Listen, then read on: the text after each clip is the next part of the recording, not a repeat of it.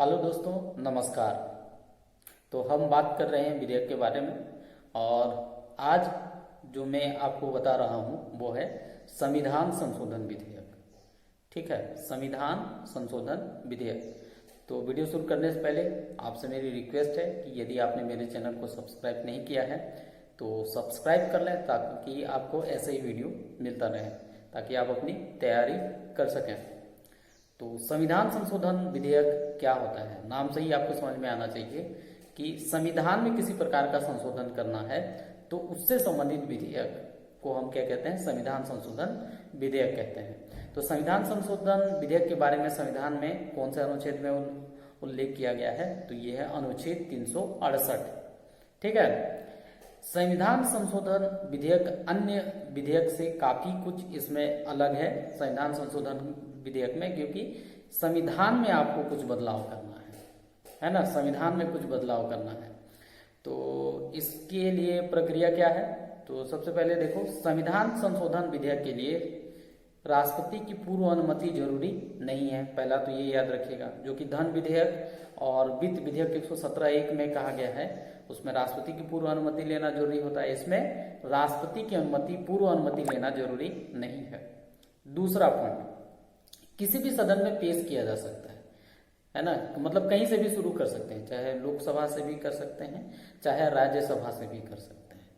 ठीक है, लोकसभा में भी कर सकते हैं, राज्यसभा में भी कर सकते हैं।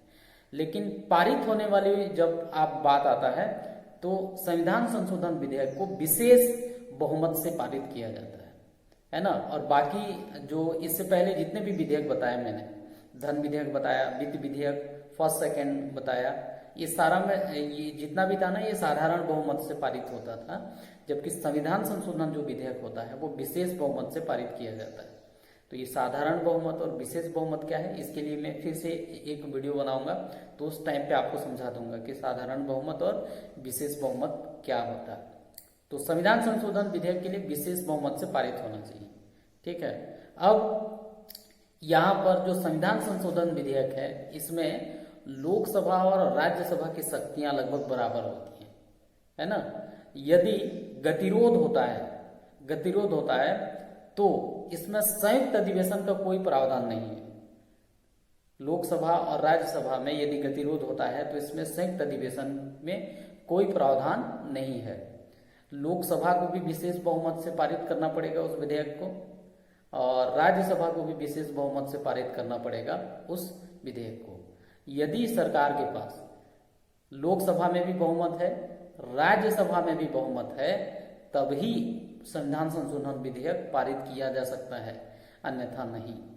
ठीक है, राष्ट्रपति के पास संविधान संशोधन विधेयक के लिए कौन कौन से विकल्प उपलब्ध होते हैं। राष्ट्रपति को ये बाध्य होता है संविधान संशोधन विधेयक को कि वो सीधे सीधे उसमें हस्ताक्षर कर दे, है ना। संविधान संशोधन विधेयक में उसके पास कोई भी विकल्प नहीं होता है कि वो पुनर्विचार के लिए लौटा दे, अपने पास रख ले, ऐसा कुछ भी नहीं होता है। वो बाध्य होता है कि संविधान संशोधन विधेयक को सीधे सीधे उसको अनुमति दे दे, हस्ताक्षर कर दे। तो ये था आपका संविधान संशोधन विधेयक। उम्मीद है आपको समझ में आया होगा। धन्यवाद।